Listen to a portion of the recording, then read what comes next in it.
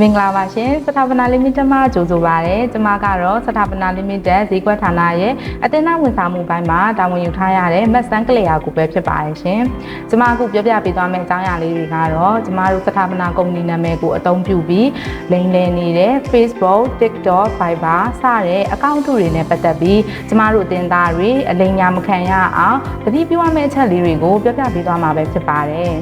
ပထမဆုံးချက်အနေနဲ့ကျမတို့စထာပနာမှာချင်းကုန်ဝန်ဆောင်မှုကိုရယူမယ်ဆိုရင် online မှာတက်စဉ်ကြိုတင်ငွေတောင်းခံခြင်းကိုရေးချက်လက်တောင်းခံခြင်းတွေကိုလုံးဝမပြုလုပ်ပါဘူးရှင်ကျမတို့စထာပနာရဲ့ချင်းကုန်ဝန်ဆောင်မှုကိုရယူလိုပါကနှီးသက်ရရုံပွဲတွင်လူကိုယ်တိုင်ဖြစ်စေသို့မဟုတ်ဖုန်းဖြင့်ဖြစ်စေဆက်သွယ်ပြီးစုံစမ်းပြီးမြင်နိုင်ပါတယ်ရှင်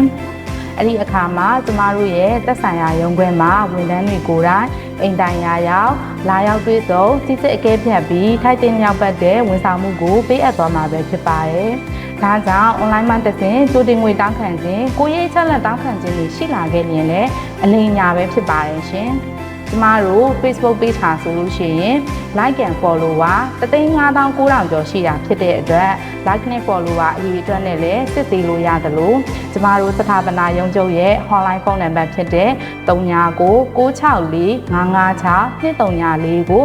ရုံးချိန်မနက်8:00 နာရီမှညနေ9:00 နာရီအတွင်းဆက်သွယ်ပြီးစုံစမ်းမေးမြန်းနိုင်ပါတယ်ကျမတို့စထာပနာမှာချင်းကုန်ဝန်ဆောင်မှုကိုရယူတဲ့အခါချင်းငွေကိုသက်ဆိုင်ရာရုံးခွဲမှာလူကိုယ်တိုင်သွားရောက်ထုတ်ယူရမှာဖြစ်ပြီး online မှာတက်စဉ်ချင်းကုန်ဝန်ဆောင်မှုကိုလုံးဝ